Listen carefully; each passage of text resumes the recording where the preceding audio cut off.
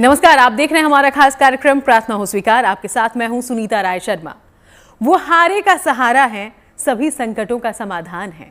वो मुश्किलों में डगमगाती जीवन की नैया को भवसागर से पार लगाने वाले भगवान हैं। वो कलयुग के ऐसे साक्षात देव हैं जिन्होंने द्वापर युग में अपना शीश कटवा दिया, लेकिन संकटों में घिरे अपने भक्तों का शीश कभी झुकने नहीं दिया। हम बात कर रहे हैं राजस्थान के सीकर जिले में बने भगवान खाटू श्याम के मंदिर की, जिनके दर्शन करके सबकी मनोकामनाएं होती हैं पूर्ण से भर जाता है।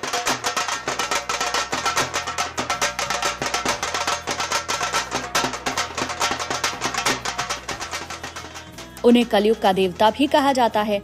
भक्तों की वो परम शक्ति हैं खाटू श्याम भगवान।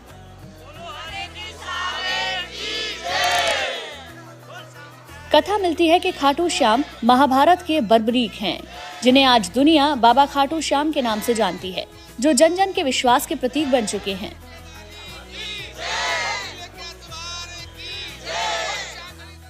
मैं यहाँ पे 5 साल से आ रही हूँ और जो भी मैं वहाँ पे मांगती हूँ वो मुझे मिलता है। बाबा बुलाते रहते हैं, आते रहते हैं, क्योंकि ना एक ही तमन्ना रहती है, जहाँ भी रहूँ बाबा आपसे मिलता रहूं। जैसा कि मैंने सुना है और जाना है कि यहाँ आकर कभी कोई खाली हाथ नहीं जाता है, और इसी उम्मीद, इसी आस्था के साथ हम लोग भी आए हैं। मैं ऐसा बोलना चाह रही हूँ, हारे का सहारा खाटू श्याम हमारा। जो भी यहाँ खाटू दरबार में आता है सब मनोकामना पूरी होती है। जय श्री राम प्यारे की जय, और हारे के सहारे की जय। आस्था कहती है कि जब किसी को कोई राह नजर नहीं आती तो उनका सहारा खाटू श्याम बनते हैं। भक्त मन में विश्वास और भक्ति की ज्वाला लेकर उनके दर पर पहुंचते हैं, श्रद्धा से नतमस्तक होते हैं और मनोकामना पूर्ण होने का वरदान लेकर वापस लौटते हैं। यही आस्था हर साल लाखों श्रद्धालुओं को राजस्थान के सीकर जिले के खाटू धाम तक खींच लाती है। हमारे 1 साल से तो हमें लगता है कि यहाँ आने से हमारी मनोकामना पूरी हो रही है। कई में हम लोग कहीं ना कहीं अपनी जिंदगियों में कुछ परेशानियों का, जैसा कि सबके साथ होता है, कुछ ना कुछ दिक्कतें हैं, उसी उम्मीद और आस्था के साथ आए हैं। और जब इंसान सब जगह से हार जाता है तो बाबा के पास आके एक बार शीश नमाना ही चाहिए। हारे का सहारा बाबा खाटू श्याम हमारा, श्री श्याम देवाय नमः। जब बाबा अपना शीश दे चुके हैं तो उनको देखने के लिए सारा संसार का लोग को आना चाहिए। हम क्या हैं, जो आपको तन और मन से ध्याएगा उसके आप सिद्ध मनोरथ पूर्ण कार्य करेंगे।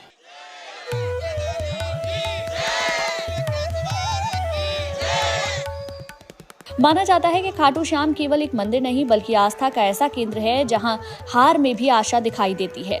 लेकिन कौन है ये बाबा श्याम, जिन्हें भक्त हारे का सहारा कहते हैं? कहते हैं कि खाटू श्याम का इतिहास 5000 साल पुराना है, जिसकी कथा जुड़ती है महाभारत के युद्ध से।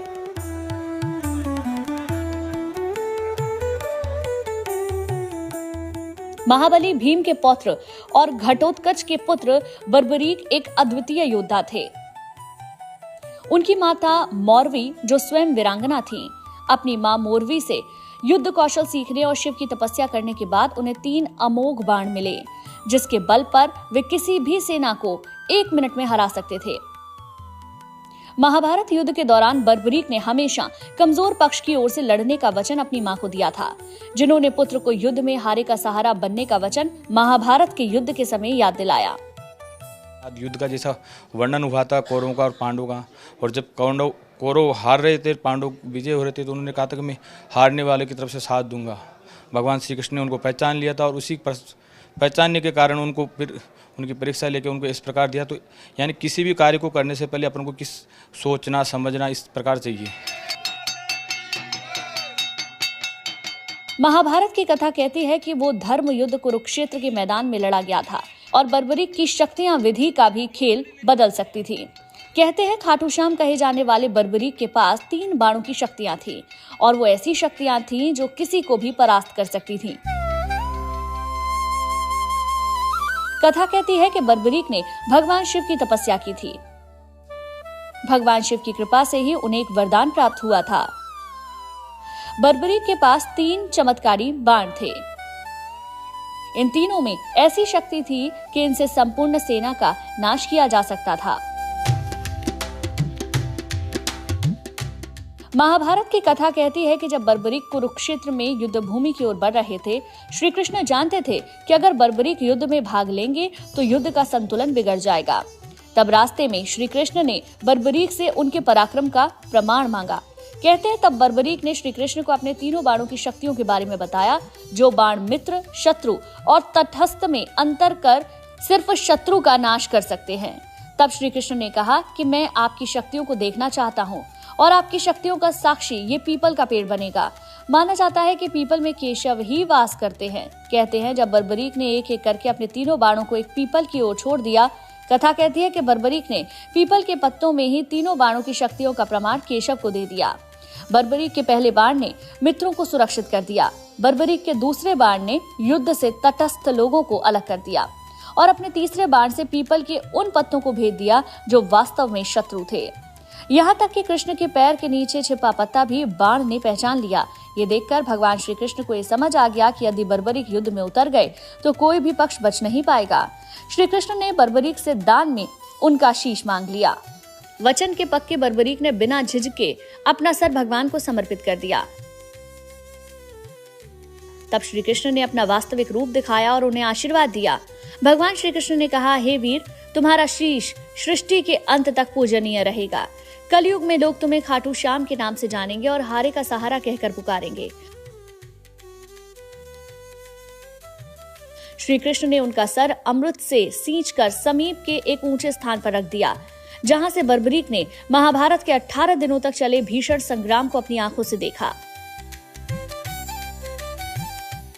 युद्ध समाप्ति के बाद जब पांडव आपस में विजय का श्रेय लेने लगे, तब श्री कृष्ण बोले, मैं तो युद्ध में व्यस्त था, चलो उस साक्षी से पूछते हैं जिसने पूरा युद्ध देखा। श्री कृष्ण के साथ पांडव भी बर्बरीक के शीश के पास पहुंचे। श्री कृष्ण ने पूछा, किसका पराक्रम सबसे बड़ा था? बर्बरीक के शीश ने कहा, प्रभु, पूरे युद्ध में मैंने केवल आपका सुदर्शन चक्र नाचते देखा। उस युद्ध में मुझे न पांडव दिखे न कौरव, मुझे तो केवल आपकी लीला कुरुक्षेत्र के मैदान में दिखी।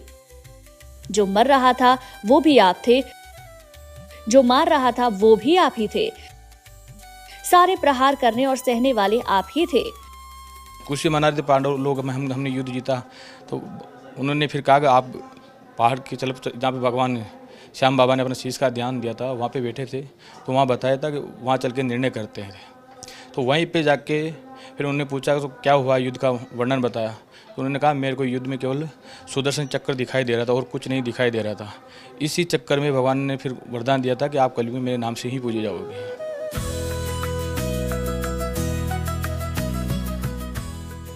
कथा कहती है कि महाभारत के युद्ध के बाद वही शीश राजस्थान के सीकर जिले के खाटू गांव में प्रतिष्ठित किया गया, जो आज विश्व भर में खाटू श्याम मंदिर के रूप में प्रसिद्ध है।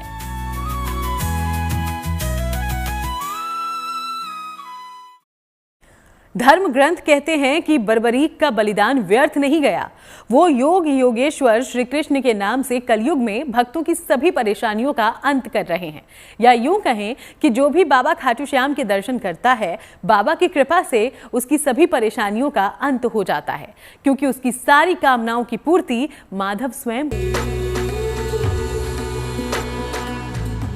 धर्म ग्रंथ कहते हैं कि खाटू श्याम को स्वयं भगवान श्री कृष्ण की शक्तियां हासिल हैं, तभी तो उनके नाम खाटू के बाद श्याम नाम से जुड़ गया है, जिन्हें हारे का सहारा कहा जाता है। जहां की मिट्टी के कण कण में बाबा के चरणों की भक्ति, समर्पण और विश्वास की भावना झलकती है। कहा जाता है कि जीवन में कैसी भी परेशानी हो, कोई भी विपदा आनी हो, बाबा के नाम सुमिर लेने से वो संकट कोसों दूर चला जाता है। यहाँ पर करोड़ों की संख्या में भगत लोग आते हैं और मुझे लगता है कि हर साल बाबा के दर्शन के लिए सबको आना ही चाहिए। जैसे हम लोग भी कोशिश करते हैं कि साल में कम से कम 4-5 बार दर्शन के लिए आएँ। कुछ भगत ऐसे हैं जिनका हर वीकली वो लोग दर्शन करने बाबा के आते हैं। जब से मैं यहाँ आया हूँ, जो मैंने सोचा भी नहीं था उससे 1000 गुना अधिक मुझको बाबा ने दिया है। माना जाता है कि आज भी जब कोई व्यक्ति जीवन में निराश होता है तो वो खाटू श्याम के दरबार में पहुंचकर हारे का सहारा पुकारता है, तो सच्चे मन से मांगी गई हर मुराद बाबा श्याम पूरी करते हैं। खाटू वाले श्याम केवल एक देवता नहीं बल्कि विश्वास की जीवित मूर्ति हैं। एक ऐसा अटूट विश्वास जो कहता है कि जब तक बाबा खाटू श्याम का आशीर्वाद है, उनका बाल भी बांका नहीं हो सकता। जबकि बाबा हारे के सहारे हैं। जिसकी भी कोई दिक्कत परेशानी, कोई प्रॉब्लम्स हैं, सबके जीवन में दुख होते हैं, और उस दुख को, उन परेशानियों को दूर करने के लिए अगर हम बाबा से सच्चे मन से, श्रद्धा से अपनी अर्जी लगाते हैं तो बाबा उसको पूर्ण करते हैं। और फिर भक्त यहाँ पर 1.25 मनी का प्रसाद, ये आप देख रहे हैं, तोरण ध्वजा वगैरह यहाँ पर चढ़ाने बाबा को आते हैं। बाबा खाटू श्याम का संदेश सरल है, हार से डरो मत, क्योंकि सच्ची आस्था ही हर हार को जीत में बदल देती है। यही कारण है कि बाबा श्याम आज भी हारे का सहारा बनकर हर भक्त के जीवन में आशा की ज्योति जलाए हुए हैं। कार्तिक माह की शुक्ल पक्ष एकादशी तिथि को खाटू श्याम बाबा का जन्मोत्सव मनाया जाता है। अखंड भक्ति का भाव लिए भगत अपने आराध्य बाबा के दिव्य और भव्य दर्शन के लिए खाटू श्याम मंदिर का रुख करते हैं। फाल्गुन महीने की आम्ल की एकादशी और कार्तिक महीने की देवोठनी एकादशी पर यहाँ पांव रखने तक की जगह नहीं होती। मान्यता है कि जो भी भक्त सच्चे भाव से खाटू श्याम का नाम जपता है, यानी सच्ची आस्था, प्रेम भाव से उनकी पूजा अर्चना करता है, तो उसकी सारी मनोकामना पूरी हो जाती है। जिंदगी के सभी दुख दर्द दूर हो जाते हैं और हर कार्य सफल होता है। कान्हा का तो 56 भोग लगाने की परंपरा रही है। खाटू श्याम बाबा को भी चूरमा, पेड़े, पंचमेवा, मिश्री के भोग सबसे प्रिय हैं। इनके भोग से श्याम बाबा को प्रसन्न करना बेहद आसान होता है। बाबा के प्राकट्योत्सव के मौके पर यहाँ हर साल देश विदेश से लाखों भक्त के दर्शन के लिए लोग आते हैं। इनका नाम बर्बरी था। इन्होंने महाभारत में शीश का दान दिया था भगवान कृष्ण को, और वही शीश कलयुग में श्याम नाम से पूजा जा रहा है। और खाटू श्याम जी में अवतरित हुआ है, और वहाँ जहाँ कुंड है बाबा का, वहाँ शीश निकला था, और यहाँ बाबा का मंदिर जहाँ पूजा हो रही है। मंदिर परिसर में एक श्याम कुंड है, जिसके बारे में मान्यता है कि यहीं से बर्बरीक का शीश प्रकट हुआ था। भक्तों का मानना है इस कुंड में स्नान करता है या इसके जल के छींटे लेता है, उसके पापों का हरण बाबा की कृपा से हो जाता है। ये जो मेन मंदिर, ये यहाँ पे श्याम कुंड बना हुआ है पुराने वाला, यहीं से बाबा की जो मेन मंदिर में मूर्ति है वो यहीं से प्रकट हुई है। मान्यता ये है, जो मेन मंदिर में मूर्ति है वो यहाँ से निकली है। यहाँ तो बाबा का ये है कि बाबा का प्राचीन कुंड है, तो ये मूर्ति यहाँ भी वैसे बनाई हुई है। निकली हुई मेन मूर्ति वो है बाबा की।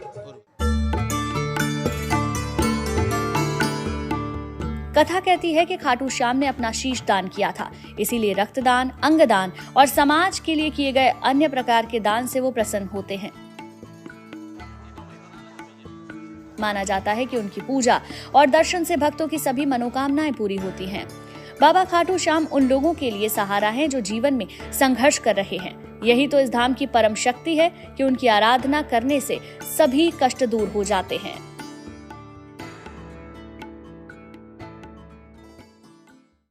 तो अभी आपने दर्शन किए सीकर के खाटू श्याम भगवान के। चलिए अब आपको लिए चलते हैं जयपुर के गोविंद देव के मंदिर। माना जाता है कि गोविंद देव पूरे जयपुर के आराध्य देव हैं और जयपुर के सभी राजा खुद को गोविंद देव का दीवान मानते आए हैं। चलिए जानते हैं क्या है महिमा केशव के गोविंद देव स्वरूप की, जहां भक्तों की सभी प्रार्थनाएं होती हैं स्वीकार।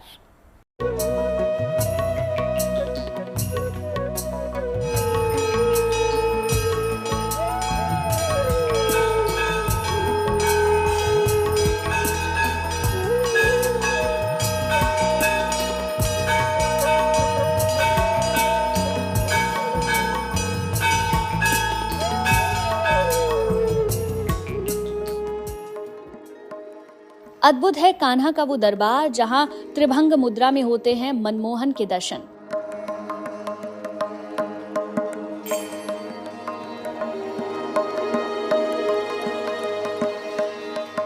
इस अलौकिक धाम में राधा रानी के साथ विराजमान है गोविंद।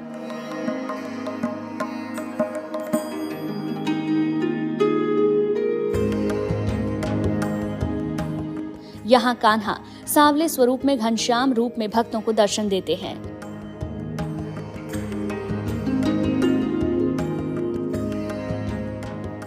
कृष्ण के इस दिव्य दरबार में आस्था और भक्ति की शक्ति साफ साफ नजर आती है। राजस्थान की राजधानी जयपुर, जहां देवकी नंदन विराजते हैं गोविंद देव स्वरूप में। महलों और राज रजवाड़े के नगर जयपुर की सत्ता आज भी जिस राजा के हाथों में कही जाती है, वो इस मंदिर में अपनी 2 सखियों और राधा रानी संग विराजमान गोविंद देव जी महाराज हैं।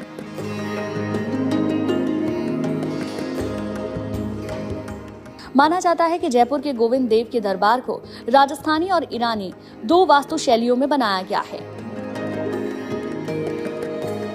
जयपुर का ये कृष्ण मंदिर बिना शिखर का है। मंदिर का प्रार्थना हॉल 119 फीट लंबा है, जिसकी छत की डिजाइन इस तरह बनाई गई है कि इस हॉल में कोई भी खंबा नहीं है। मंदिर की इसी खूबी की वजह से इसका नाम Guinness book of world record में दर्ज है।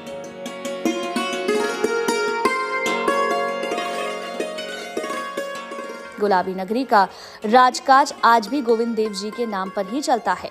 मान्यता है कि भगवान कृष्ण के स्वरूप की रचना उनके प्रपौत्र वज्रनाभ ने की थी। कहते हैं कि वज्रनाभ ने अपनी दादी से पूछकर भगवान कृष्ण की 3 प्रतिमाओं का निर्माण किया था। मान्यता है कि वज्रनाभ ने भगवान गोविंद देव प्रतिमा का मुख जिस तरह से बनाया वो हूबहू भगवान कृष्ण के मुख जैसा था। इसीलिए इस दरबार में जो कोई भी कान्हा के मुख को देखता है वो देखता ही रह जाता है। माना जाता है कि कान्हा का ये दरबार जयपुर के बसने से पहले ही स्थापित हो चुका था। पिछली 5 सदी से कान्हा यहाँ भक्तों का कल्याण कर रहे हैं। भगवान कृष्ण की ये प्रतिमा करीब 3 फीट से ज्यादा ऊंची है। भगवान गोकुलेश्वर इस दरबार में अपने त्रिभंगी मुद्रा में विराजमान हैं। काले पत्थर की ये प्रतिमा जब पीले चंदन से सजती है तो दुनिया की हर कृति इसके आगे फीकी लगने लगती है। कान्हा की आंखें सम्मोहित करती हैं।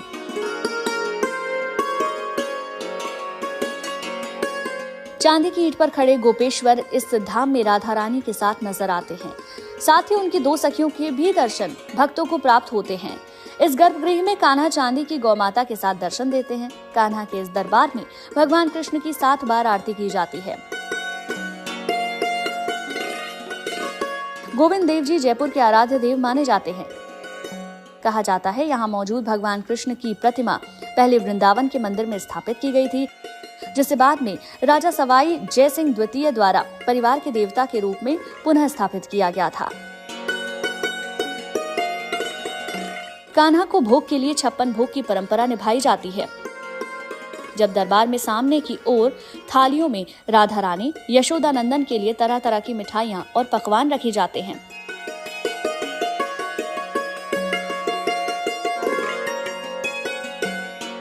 मंदिर की एक और परंपरा भक्तों के लिए खास है, वो ये कि यहाँ सिर्फ मंदिर में बने देसी घी के लड्डुओं का ही भोग लगता है। वैसे तो इस मंदिर में साल के हर दिन भक्तों का तांता लगा रहता है, लेकिन त्योहारों के साथ साथ जन्माष्टमी और हर महीने की एकादशी पर मंदिर की रौनक देखते ही बनती है।